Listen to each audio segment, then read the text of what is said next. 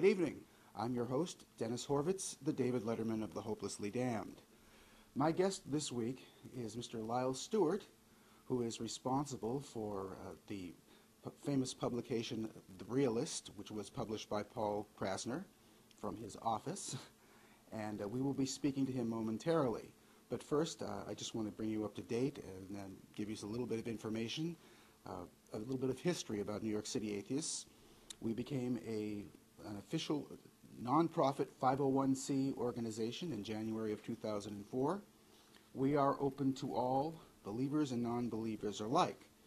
If you are interested in joining New York City Atheists, and Ken, if you could pan back just one more time, you can use the information behind me on the screen. You'll see we have a phone number and a website. You can go to those, you can use that information to get more information about upcoming events and possibly about receiving the newsletter. I have to remember every week to remind everyone that we do publish a newsletter, so you want to get that.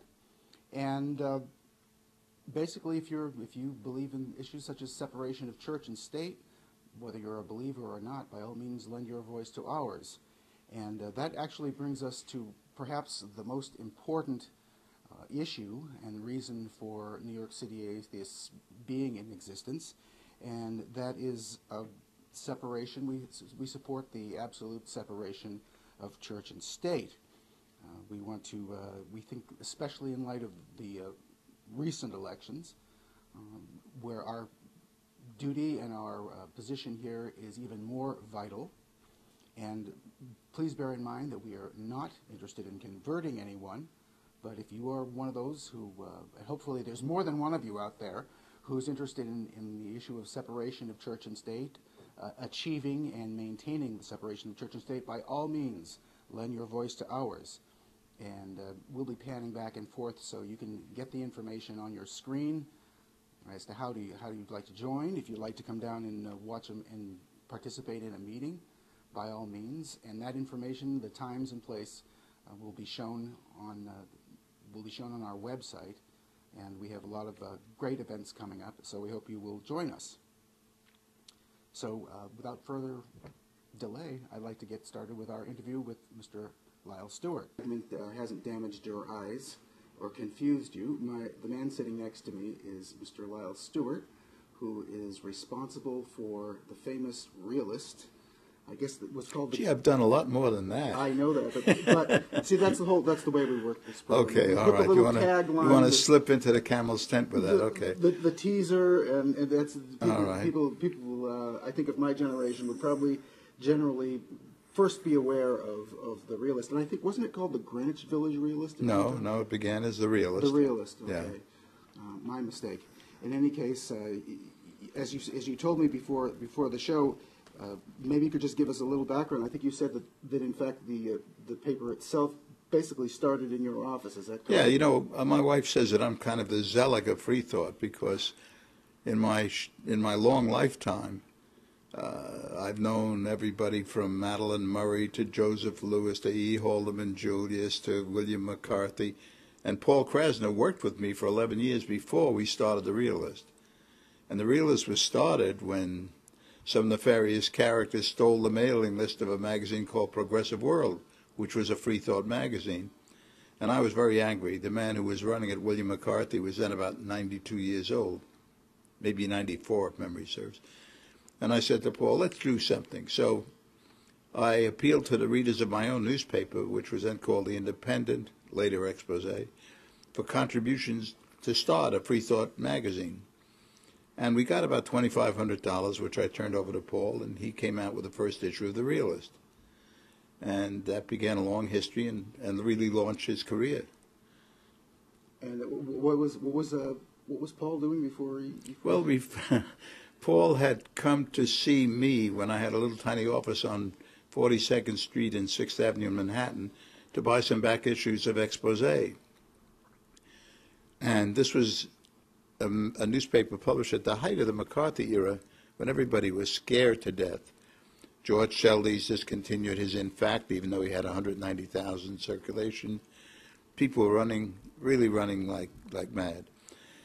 And so I started this little iconoclastic newspaper that had no taboos. It would publish all the stories and articles and photographs and magazines and newspapers were afraid to publish because they might get advertiser cancellations or consumer boycotts and so forth. And one day Paul walked in and bought a couple of copies. It was 10 cents, as I recall. And Paul always looks younger than he actually is. He looked like a kid out of high school. We seem to have that in common, Paul and I. Yeah, Just kidding. I know you're about 70. I understand that. And I said, "Hey, kid," that's what I called kid. Are you busy? And he said, "Why?" I said, "Well, we need someone to stuff envelopes. We're doing a mailing for our new little newspaper. I'll pay you $1 an hour." And he said, "No, you don't have to pay me." I said, No, I'll pay you." And he worked for about an hour and a half. And I said, "You're great. Could you come back tomorrow?" And I insisted on him being paid. Well, he was with me for 11 years. And then we launched The Realist. Right, that's a pretty good deal. I just want to make people aware that Lyle and I have actually done this once before. Lyle was the guest of Atheist Viewpoint, which is another atheist show appearing on Manhattan Neighborhood Network on Sundays at 1:30 p.m. On Channel 56, and so. I've actually had the benefit of a little bit of background and prior discussion, and I got my cheat sheet with me. I know that we have a lot to cover, but I was just actually perusing the internet before you arrived, and I came across this article, pardon my shuffling of papers here, from the New York Times, which was posted in January 3rd, 1988, regarding a letter that you wrote regarding Scientology. And the reason I bring that up specifically is because recently we had a guest on this show and also at one of our regular New York City Atheist meetings, actually an attorney, Paul Grosswald, who had been a member of Scientologists. And I just wondered if you could just maybe take a little while to comment on the whole. Yes, whole sure. thing. First of all, I'm unique even in that respect. That's why I say I'm zealot, because I knew Ron Hubbard when he was a struggling writer.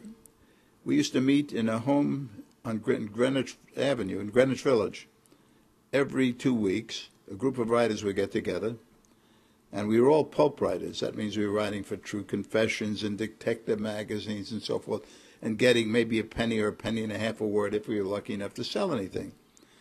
And even then, he was talking about the fact that you can't make any money doing this. The thing to do is start a religion. And by the way, he was very charming, really very affable. And aren't they all? yeah. And those religion starters always have something going for them. Yeah, but of course nobody took him seriously. And then when his Dianetics came out, published by a man I knew, Art Ceppos, rather unscrupulous guy, but I can say that, he's dead. It became a smash hit. And I thought, this is a joke. This is like a parody. I can't believe it. And off it went. And, of course, Hubbard did nothing but accumulate money. He had literally maybe a couple of $100 million that he got overseas that nobody knows where it is now, I think. He Reverend Ike. Yeah, he did. But Reverend Ike is still around and he isn't. But at one point, somebody came to me with a book on exposing Scientology, and we published it. And Maurice Girodias, the publisher of Olympia Press in Paris, also published it. And as a result, they raided 2 warehouses in England. At the exact same moment, they closed them down. Nobody bothered me, but I'm sure they were very unhappy about my book. And then And the title of that book that you... I think it was called Inside Scientology. Uh-huh. And then I got a book that was kind of pro-Scientology, and I was really naive about this whole thing. I didn't even consider it a religion at that point. And they talked to me about publishing it, and they said, the only trouble is you've done this book against Scientology. I said, well, that's true. That's what we are known for. We have the widest latitude in what we publish. That's true. You are known for publishing basically everything. The Anarchist Cookbook. And I can attest, if anyone has old copies of The Realist, I think you had an interview with George Lincoln Rockwell, who was essentially, wasn't he Yeah, the I know founder him of the too. American Nazi Party? That's right. Yeah, Yeah. yeah. So right, Yeah. left, up, down. But don't take away credit from Paul Krasner. He's the one who did that interview. I really had very little to do with the functioning of the magazine. Right. I launched it, I helped it, but Paul was the brilliant mind that did it. At any rate, they said, well, how about taking the other book off the market? I said, well, we wouldn't do that. They said, well, how many copies do you have? I said, well, we have 3,000. They said, what's the price? In those days, books were much cheaper. I said, well, it's $6 a copy. They said, so if we gave you a check for $18,000, we would take the whole stock. I said, yes. And they said, and that would be the end of it. I said, oh, no, I'd go right back to press, because if I could sell a book that well. They said, well, why should we buy him? I said, I didn't tell you to buy him. Well, we did publish that book. Not much happened with it. And then we were offered a book called L. Ron Hubbard, Messiah or Madman. And as the expression goes, it hit the fan. They did everything they possibly could to tie us up. They had a woman outside of my apartment house for about a month to serve me.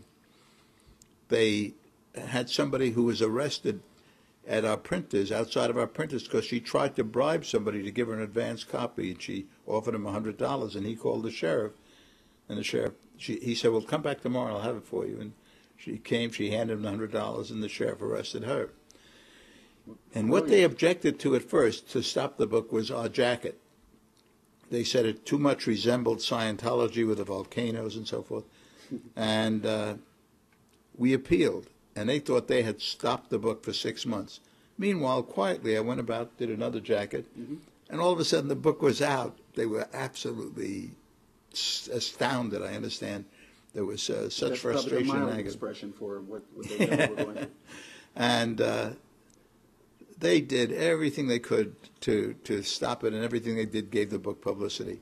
And it was a very sound book, because it was written by a man named Ben Corrigan, who had run the largest Scientology church, and who knew exactly what a racket it was. And he'd gotten very wealthy. By the way, they paid him, about $1.25 million. And that's a funny story, because Scientology insists that when they make a deal, and they paid many, many people many millions, you have to swear secrecy. And if you violate that secrecy, they can come back for the money. So I did a book years ago. This is not a non sequitur. I did a book with Mo Howard of the Three Stooges. He was a dear friend, and we had big success with it. His 2 grandsons became Scientologists. They're not there now, but they were then. And one of them called me on the phone. And it was such an obvious setup. I knew they were taping me, and I knew he was taping me, and he kept wanting to know how I knew that it was $1.25 million. And if I had told him that Ben told me, they would have gone right after him for that $1.25 million. And I said, I don't know. You know how these things are. You suddenly hear voices, and I drove him crazy. He was on the phone for an hour, not realizing that I was playing with him all the time. Well, this book shows you just exactly how they operate. By the way, we've done a version.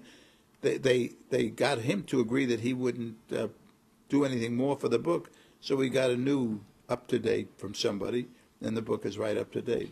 I'm sorry, let me just, could you just give us for people who are just tuning in, could you give us the title again of that book? It's called L. Ron Hubbard, Messiah or Madman.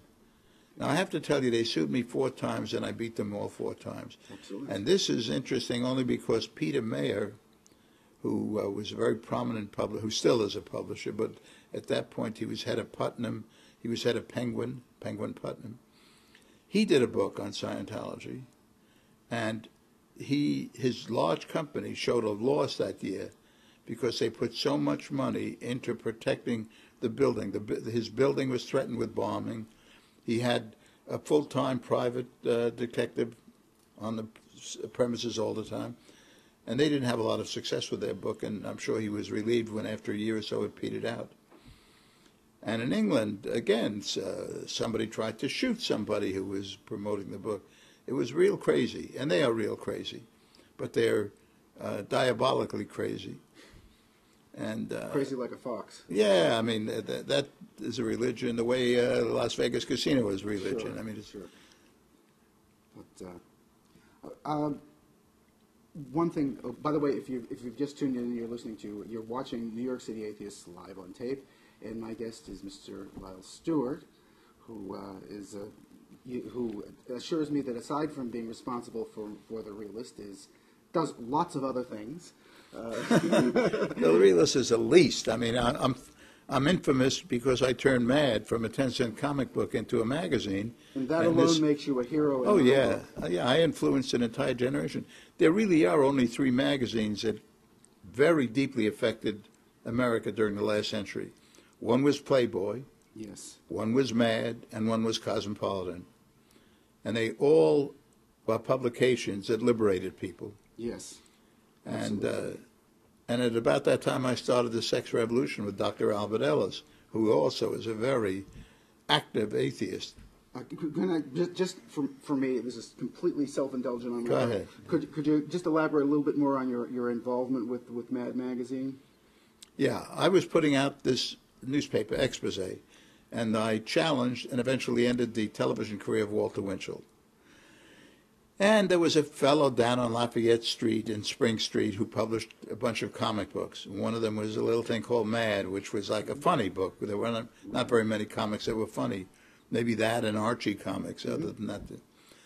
And I was his hero. He would lie awake at night thinking he'd love to meet me.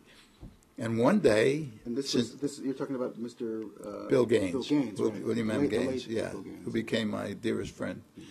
And one day, I was also writing comics. I was writing Billy the Kid, and of all things, John Wayne comics, for a man named Elliot Kaplan, who was a brother of Al Cap, who did Little Abner. Probably these names, if you're under 40 years old, you don't know what I'm talking about. But Little Abner was like the most sophisticated, brightest comic of its time. Al Cap. Yeah.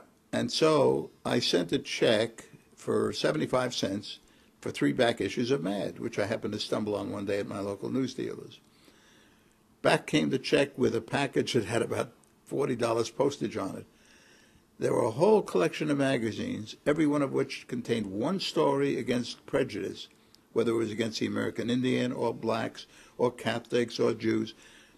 And Bill sent me a letter with it saying he had been inspired by the courage that I showed with Expose. So I sent him back his check, and that went back and forth 2 or 3 times. I was very independent. We wouldn't accept money from anybody for our publication. And this, of course, is quite different in all religions and all atheist organizations that I know, too. For example, we got a check from the woman who was dean of the New School for Social Research.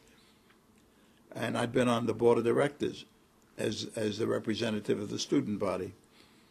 And I sent her back a check, and she was, I don't think she ever recovered in terms of a relationship. She was offended. She couldn't understand why I wouldn't take her money. But we wanted to be independent of everything and of everybody. Sure. Kind of intellectual consumer reports. Is that? Yeah, as a matter of fact. Right. Okay. So, Madeline Murray O'Hare. Well, Madeline Murray, before she had her famous Supreme Court decision, it came to my office on Lafayette Street because I moved to Lafayette when I went to work for Bill as a business manager of his comics. And I helped her a great deal. And then she had a court case, and I gave her my attorney, Martin J. Scheinman, who did a lot for Free Thought. And he won this case. This was some case designed to suppress what she was doing and to harass her. This is the famous... The famous Madeline Murray. And he sent her a very nominal bill, and she didn't pay it. And pretty soon she came into a great deal of money from people who supported what she did with that decision on prayer in the schools. And a couple of years later, she came to me. She wanted me to publish her autobiography. I'm a book publisher. I don't know. We didn't mention that, but I should. Well, you can mention it right now. All right. I'm a book publisher and proud of it. And the name of your company is? Now it's Barricade Books. Barricade it used to be Books. Lyle Stewart, Inc., and we did books like The Sensuous Woman, The Rich and the Super Rich, and so forth. We had maybe 20 New York Times bestsellers within a very few years. At any rate, she came to me with her autobiography, and I would have nothing to do with her because she hadn't paid my attorney. In like fashion, I used to write articles for E. Holdham and Julius. He had a large-size newspaper New York Times size, called The American Freeman. And I would do articles, some very good articles. And in effect, I ghosted him because he took credit for them. And he never paid me in cash. He would pay me in little blue books and large blue books. They had large blue books then, too. And we lived, this was right after the war. There wasn't a lot of living space available. My wife and I lived above a fruit stand on 39th Street and 9th Avenue, little apartment. And pretty soon, I would say, without exaggeration, 1/20th of the apartment was full of nothing but little blue books, because I had his whole collection. Years later, he surprised me when he did a little blue book about my newspaper, The Independent, because it was unique.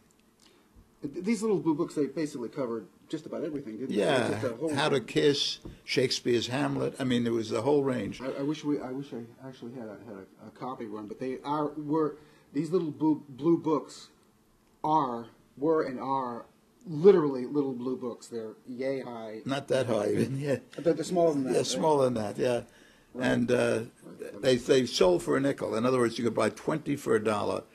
And there are people who believe that E. Haldeman and Julius really made America much more literate than it was, because he got the back covers of all the magazines in those days, and people would write How to Kiss, How to Make Love, and hundreds and hundreds of titles. In fact, The Story of Philosophy by Will Durant and his wife came out of a few blue books. Mm-hmm.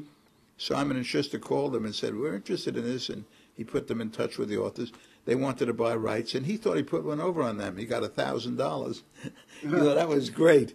And, of course, they were among the biggest selling books of their time. Simon and Schuster now own the rights to... Yeah, Story of Philosophy. Not the blue books, because the blue books were incorporated into.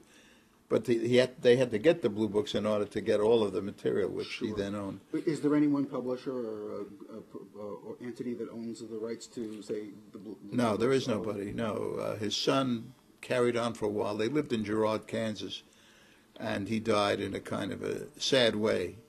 He'd been a socialist. He knew Eugene Victor Debs when they founded WEVD, no longer in existence. And he knew these people. He was one of the Eastern crowd of socialists, before, during, and after World War I. Then when he moved to Girard, Kansas, he was like the town atheist, and nobody really socialized with him. And he had a girlfriend, and he had a wife, and the wife lived up on the hill. And his name was Haldeman, and her name was Haldeman, so it became E. Haldeman Julius, where he incorporated his wife's name. But he had this girlfriend, Sue, and one day he couldn't help but boasting, and he took his cigar box down that was full of something like $170,000. Today, that would be like $1,700,000. So he showed her all this money and boasted about how rich he was. And a few weeks later, the money disappeared. And he called the sheriff. And the sheriff thought to himself, what does a guy got $170,000? He's not paying his taxes. So he called in the FBI. Right. And sure enough, Haldeman Julius was indicted. And he had no one to talk with. This was the thing. He couldn't talk to Sue. She was not a terribly bright or original girl. And so there he was, isolated, believing he was going to jail, and believing it wasn't for the money, that it was for the sins of what he had done in terms of his atheism and so forth. And one day he went swimming and he drowned. And he was a very good swimmer, and it didn't even make sense. So I've always believed that was a very deliberate suicide. Steve Allen. Yeah, Steve I'm going to call out these names of people that you've associated with. Steve was the nearest thing to a human saint I've ever known. I've known only 2 or 3 people like him, because he really cared about people, and he was very quietly did everything he could to help the quality of our lives. And he was generous to a fault. No matter what the cause was, he was a contributor. For example, one day Irving Caesar, who wrote Tea for Two and I Want to Be Happy and Swanee, Irving and I decided we'd like to publish a book of George Selby's quotations. We had submitted it to Simon & Schuster, and Max Schuster called me up personally. We met for the first time. And he said, you know, Mr. Stewart, there's nothing I love better than quotation books, but this book would cost $100,000 to produce. And in those days, that was $1 million or so today, you know. So I understood that, and I was telling Irving the problem. He said, why don't we get patrons and see if we can't put it out? I said, I can put it out for $20,000. I don't have the kind of overhead Simon & Schuster has. So we announced in my publication, an expose at that point, that we were looking for patrons who would contribute $100 and get copies of the book when it was finished. The next day, special delivery, that's something our young listeners and viewers wouldn't have heard of, but special delivery delivered a check for $200 from Steve. And that's the way he was on everything. And my wife Carol and I would see him whenever we went to the coast. And when he came here, and I remember Jane one day at the Algonquin, there was a party where he was entertaining. And she said, you know, Lyle is Steve's best friend. Well, I never felt I was his best friend, but we were very close because we were on the same plane about a lot of things. And Steve once told me a story that I like to repeat.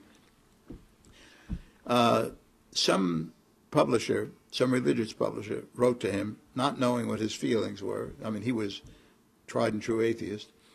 And they asked him if he would give them a little essay on the power of prayer. So Steve, who was a wonderful humorist, thought he'd have some fun. Oh, and he wrote a little essay, and he said, it's so easy to demonstrate the power of prayer. You go to an Army-Navy football game, and half of the people in the stadium are praying for Army, and half are praying for Navy, and one of them wins. And that proves the power of prayer. And they published it. I mean, it was in a book on the power of prayer. There it was. So let me ask you, how do you account for, or can you account, just your opinion, Steve Allen was pretty much outspoken and upfront about his free thought, about his atheism, humanism. How is it that he managed to do this and still have a wonderful, prolific